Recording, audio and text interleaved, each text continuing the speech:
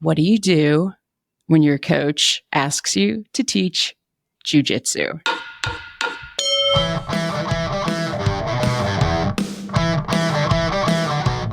Okay, I'm just going to say that if you want to see what we were doing, stick around to the end and I'll put it at the yeah. All right. Okay.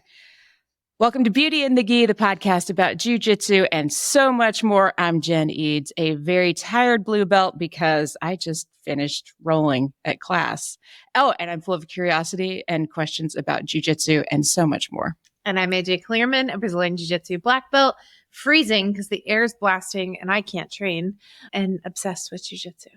All right. Very good. So we've got very hot, very cold, and we're like the little angel and the devil. Pretty much. I know which one I feel like today. What do you do when your coach asks you to teach jiu-jitsu? Do you panic or do you feel completely confident in your ability to teach? I'm guessing most people fall somewhere in the middle, but closer to panic. Yeah, you're probably, I'd say, on the confident side. Me? Yeah. Yeah, but I teach a ton. I'm more on the panic side. Yeah. No, I was just totally asking for a friend.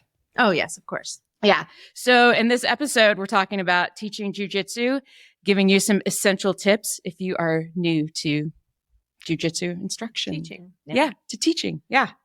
Also, if you're new to the podcast, welcome. I have a feeling we probably have some new listeners after Role Model Grappling Camp. Yes, welcome. So welcome. We have a starter pack for you. There's a link to it in the episode description, or if you're watching this on YouTube, I'll have the link in the description there. Excellent. You're so handy. Sometimes I'm handy at podcasting more so than teaching jiu-jitsu. I could teach you how to podcast all day long. Oh, no. That's good because I was just thinking like I'm the one that mostly teaches jiu-jitsu and you do all the podcasting. But if you start teaching all of the jiu-jitsu, what good am I? Oh, you're good. You are wise in the ways of jiu-jitsu. Mm-hmm. Doesn't help for the podcast, but for the YouTube, here I am. Perfect. I love it. So you've been doing this a while. Yes. What do you think makes a good instructor? I mean, we can talk about like the content aspect of it, but I think the start of it is just caring. Mm-hmm. You know, we talked about this a little bit on the last podcast with the camp kind of recap, but how much the instructors cared what they were teaching and that people got something out of it. And I think just caring is the biggest thing. We didn't get to talk much about like research session. I couldn't take 2 steps without somebody stopping me. Like I was trying to walk around and help a little. And people kept stopping and saying, you know, like what a good job she was doing. And Danielle Guevara, who's a black belt in Texas, was saying like she has thought of every question ahead of time, right? Yeah. So like kind of knowing like what people are going to ask. I think another thing is like not feeling like you have to know the answer. Right. Being able to be like, either let's try that and see if it works. That's my favorite answer. It is mine too. Like, let's see. Oh no, don't do that. Or, yeah, that worked, you know? Yeah. Or like, that's not my favorite, but you can play with it, see if it works for you, that kind of thing. But it's just overall caring about what you're teaching and that people are actually learning the thing from you, that they're getting the details and being willing to be wrong. Mm-hmm. Being willing to not know and to bring people back and work on some of the details they may have missed the first time. Yeah. I love that because at camp, when we would come back and they'd be like, oh, I should have, or maybe I forgot to mention this or that. Because it's always like, there's multiple people that probably ran into that same thing. Like, why am I not getting this? Yeah. And from an outside perspective, because, you know, I wasn't teaching at all. I was just watching. And although I'm not a judgy person, as like judging you as a person, I am very judgy about instruction, right? Yeah. Like I've been to, I don't know how many seminars, I don't know how many camps, like a million, right? Not really, but a lot. Close. So I am very judgy. I'm evaluating constantly. Yeah. Oh, that's such a nicer word. Right? Yes. We're evaluating. I'm evaluating.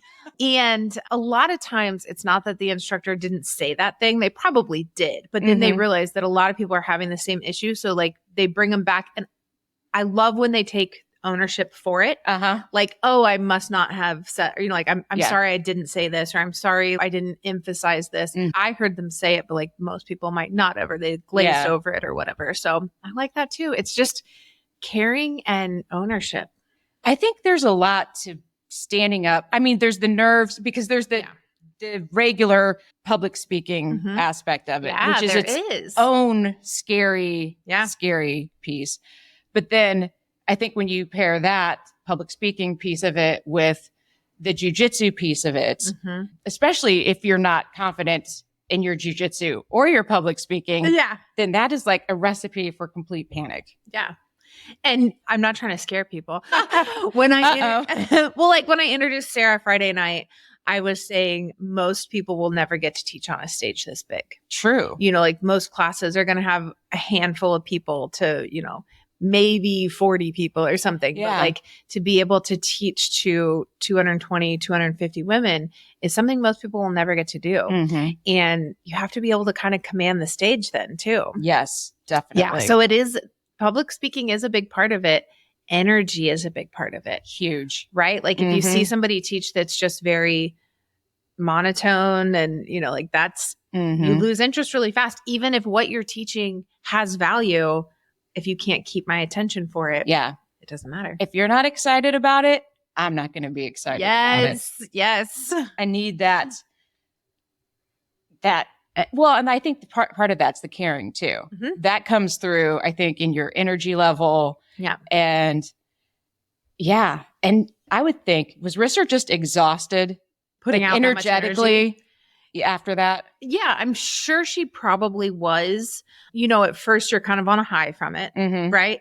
But then we had to clean up. So even though, yes, she was exhausted, she still had a lot of working her tail off for the next 24 hours, picking up everything, bringing it all back to the gym, all of that. So probably by a couple days afterwards, then she's really crashing. Yeah, I'm sure. Yeah. Which, by then you're back to work and you're just like, okay, I have to pay attention to my real job. Oh, right. That thing. But yeah, I think, like anytime I teach on that level, it is just a different kind of exhaustion. And you gave so much.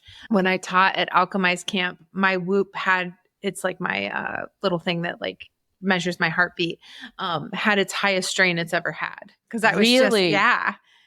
Just like running around teaching. And I wasn't able to drill then really either because of my shoulder. So it's interesting that, it is a lot of work. I was nervous just for my little kickoff session. That always makes me super nervous. How come? You're so good at that. It's probably because I care. Yes. Yeah. That's part of it. Yeah. You want to show up and you want people to get something out of it. Yeah. And I think if you think about the teaching aspect of it more so than like what I was doing, like I just want people to have fun, get something out of it, be like, oh yeah, I need to remember to not be a hateful little troll this weekend. Yes. Perfect. If that's the one thing you got out of my session, amazing. But I think as something like camp, you're teaching to such a variety of ages, body types, experience. So how do you navigate all of that? Yeah. That would completely freak me out as well. I mean, some moves don't really matter as far as that goes. I mean, also sometimes it's knowing the little different things. Like Risser, for example, she was very good at being like, I have short arms. So this is how I do it. If you have longer arms, maybe try to do it this way. So she was already talking about different like body types a little bit. Or for the higher ranks, you can play around with this knee bar right here. Yeah. Otherwise, just take the pass. Those kinds of things. So I think adding little details that, especially for the higher ranks, that you can just kind of like throw at them without really saying much. Like you can say, this is here if you want it and move on. Yeah. Then you didn't confuse the lower ranks that are like, I'm sorry, what? Right. Yeah. But yeah, I think that's a really important way to navigate. And I also think that most of especially brown and black belts in the room, know that in general, you're teaching for the lower belts, right? Like most of it is for the white and blue belts. Yeah. Purple belts, you're kind of on the line there, right? Like you're definitely going to maybe pick up a piece or two, but it's probably something you've seen. Yeah. one more little part about Risser, is that she was teaching octopus guard, which is not something everyone's seen. Right. And even like some of the higher ranks, like Missy Bays was saying like, people have tried to teach that to me before and I've always hated it. I just didn't get it. I didn't, and she was like, after that, I feel like it's my jam. Like this is nice. Like, so even a black belt, you can still teach. Yeah. Like I'm not done learning because I'm a black belt. Right. I feel like I spent most of Risser's session going, that's what she does to me. How nice for you. Right? Yeah. Oh, that's what's happening. But I think that most of them recognize that you're teaching mostly for the lower ranks, but they can still get a lot out of it, right? Like you can see how people are teaching things, how they command the room, how they're breaking stuff down, all of those things. When I go to other camps, I am looking at the specifics of how they're teaching and what I can take from that, what I like and what I don't like. Right. So what advice do you have for somebody that is getting ready to teach their first class? Either like coach is sick, somebody's got to fill in and you're the highest rank, tag, you're it. Tag, you're it. One, I think have a canned class that is like, this is what I'm going to teach if ever it's like a pop-up quiz, right? Right. Yeah. For me as purple belt, that's when I started having the random moments of like, all right, you're teaching, and it was always like ashi to the sweep to the ankle lock. That was my canned class that if it was like a random, like, all right, you're teaching and you got to do it now, like no preparation time. Yeah. Right. So have something that's kind of canned in that way. And it doesn't have to be technique. It can be, all right, we're going to work on grip fighting. And then you're going to work on your favorite pass. And you can do it more like, all right, this is a drill class. Like do your favorite passing, do your favorite mount escape, run through every submission, like that kind of thing. That can be fine too. You don't have to be teaching the technique. Too. Yeah. It doesn't have to be so much pressure on yourself. Okay. Right. But something like where you were, where you had some time to prepare, you knew I was having surgery, ask for a curriculum. Yes. Which you did. And then plan out the class. Know that you know the move ahead of time. Know that, you know the details. People are going to ask questions you don't know. That's okay. They are going to also expect that. They don't expect you to have all the answers. Yeah. Do they expect me to have all the answers? Most of the time. Although I think by now, most of my students are like, okay, she's going to figure it out as we go. Figure it out. But like I am fully willing to be like, I don't know, let's try it. Yep. And usually my uke is like, that sucked. I hated that more. Yeah. Like, don't do that. Like whatever. Or I'll be like, no, that doesn't work. But get the gist of what you're teaching, maybe practice it.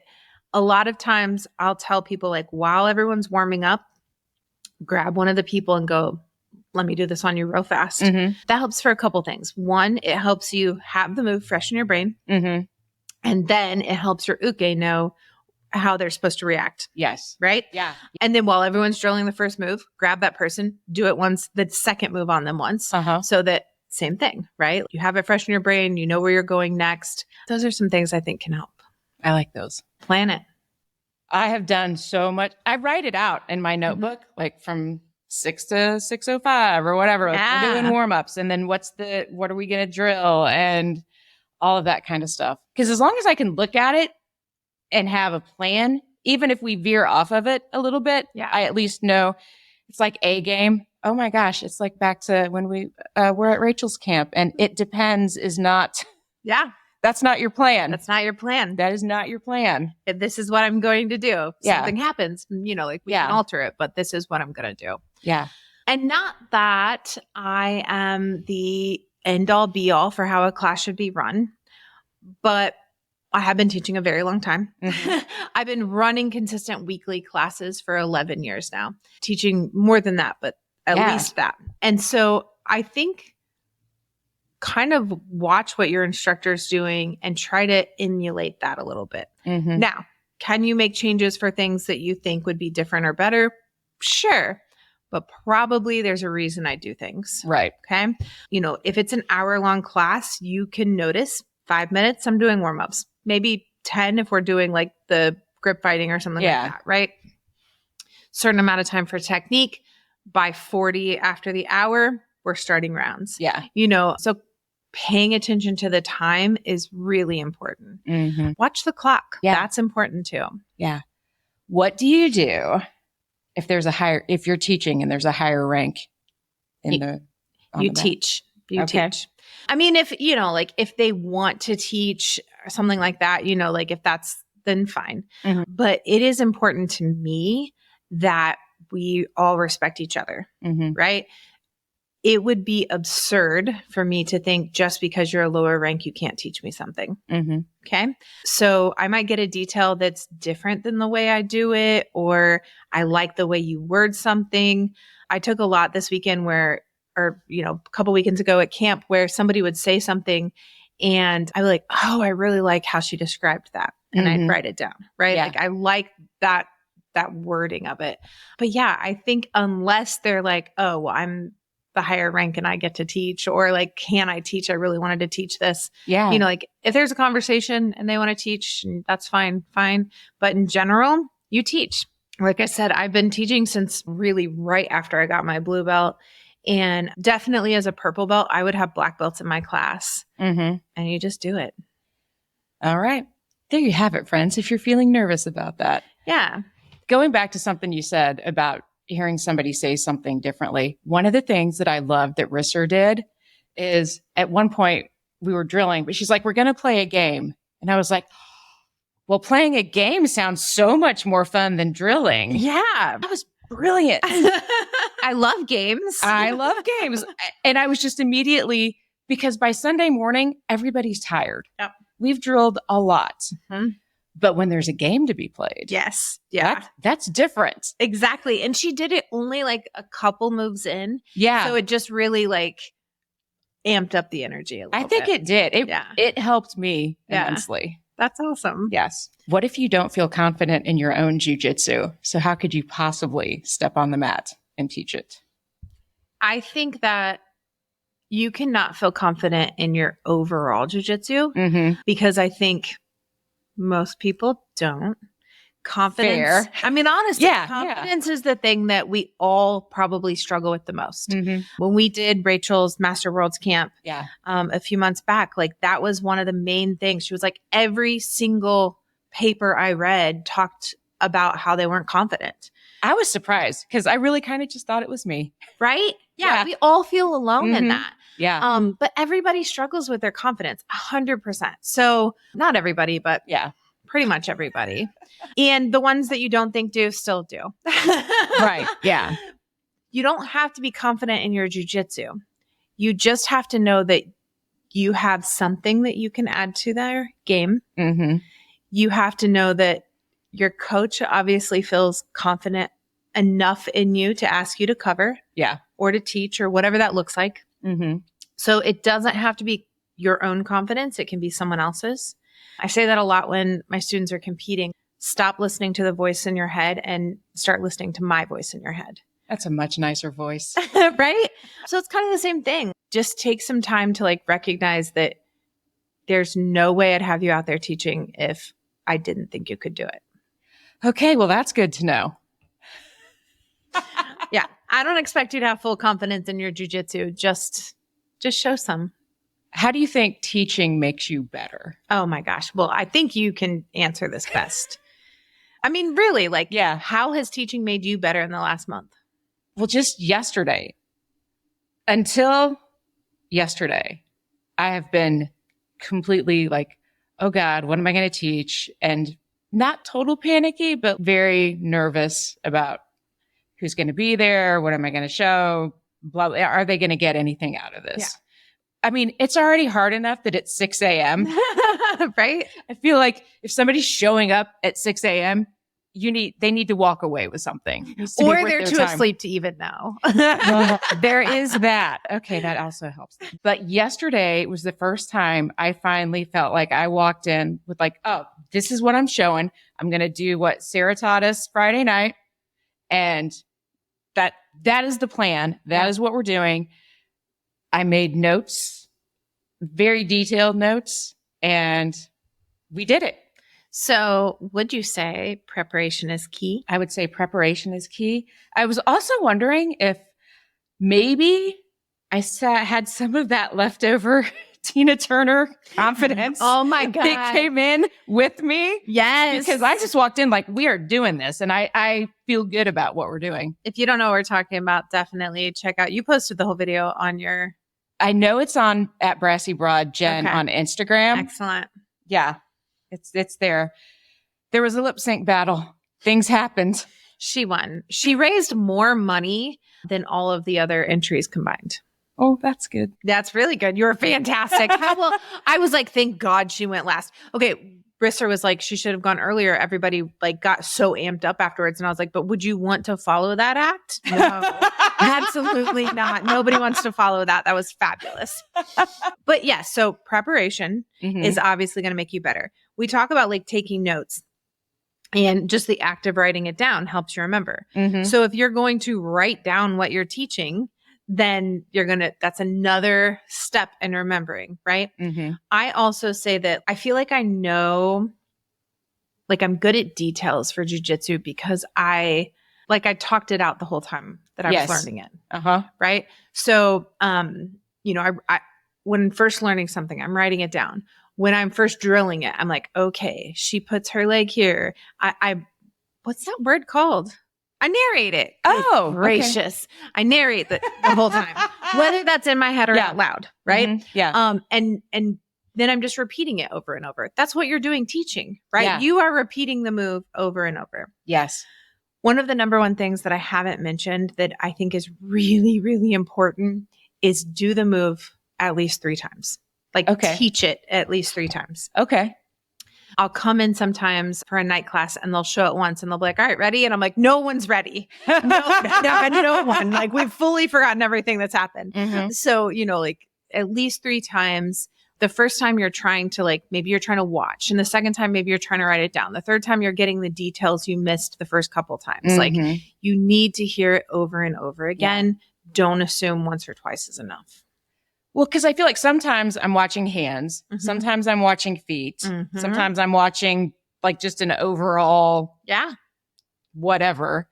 Yeah, I need to see it multiple Absolutely. times. And from different angles. Yes. Always. Yep. And I just as a like thing, again, I said, I'm not the end all be all for how a class is taught, but I do think teaching on a line is much better because then I can be in charge of what angle everyone is seeing. Right. I can make sure that if I'm rotating, you're seeing the things you need to see. Where if we're in a circle, it gets confusing about which direction you're rotated in already, or, you know, like who's seen what or anything. So I do think teaching on a line can be extremely beneficial. I think it also really helps me. I will have retained the most information from this camp because I'm like, I'm going to teach things that I learned at this camp. So I will have to watch the video. I can't tell you how many videos I have on my phone that I've never gone back and watched. This time I have to. Because there's purpose. And I have to make notes about it. So this will be the most information I have retained from camp ever. In like the 5 years that I've been going. That's awesome. That's really awesome. I'm excited about that. Yeah. I'm going to know jiu-jitsu. Yes, you are, which is going to make you more confident in your jiu-jitsu, confident in your teaching. Exactly. So I'm kind of excited about it now. Good. I'm not dreading Thursday. Good. Excellent. And I feel like that's progress. Yes. I think another little just added thing that I really like, and I know a lot of instructors like, is some sort of count clap, right? Like, like the 1, 2, 3 clap. Very pitch perfect, like on 3 or after 3.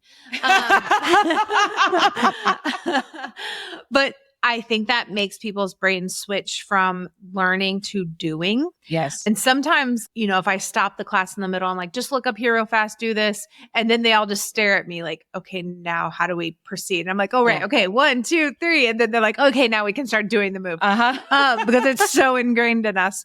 But I think that's really helpful to like switch that. Yes. So that you get into doing mode and kind of switch your brain there. Okay. Are we going to call that the on the mat tip. Ooh, yeah, let's do that. That's the on the mat tip. Done. Okay.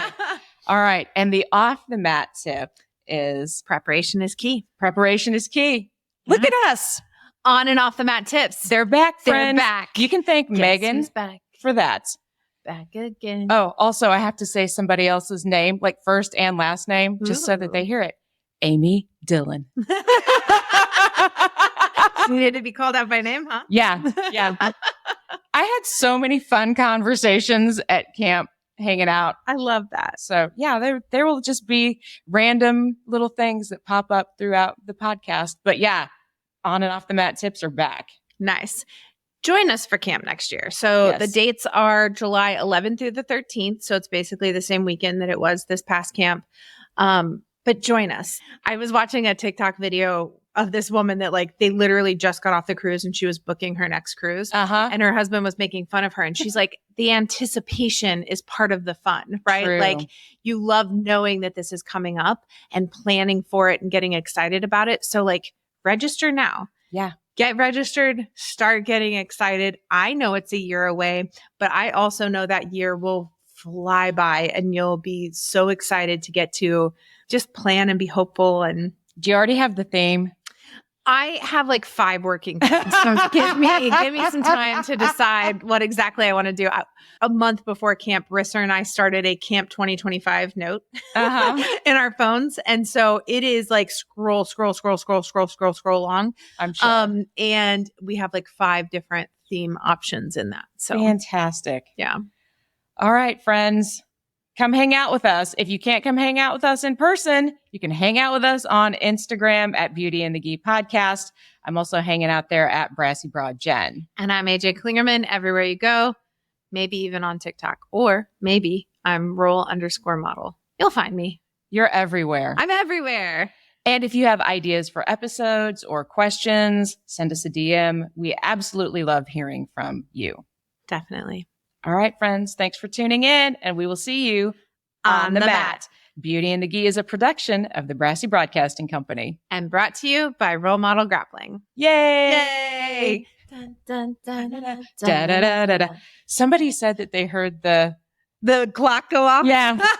And that's immediately what they thought. That's every time it goes off in here. That's what I think. Makes my heart so happy. Me too. Bye. It's like we're having a silent disco, but it's just the music of the heads. Right? Always. Nothing is playing. We're just vibing. Okay. Teaching jiu-jitsu. Or no, actually, time out. I'm starting this whole thing over again. Because I wrote down a question. The hook to suck the listener in. Bring them in. Bring them in. Make them want to continue listening. This is our content for our Instagram, is all the outtakes. Bloopers, exactly. Perfect. All right. B-roll. B-roll. B-roll. That's what it is. B-roll. Yes. Thank you. Okay.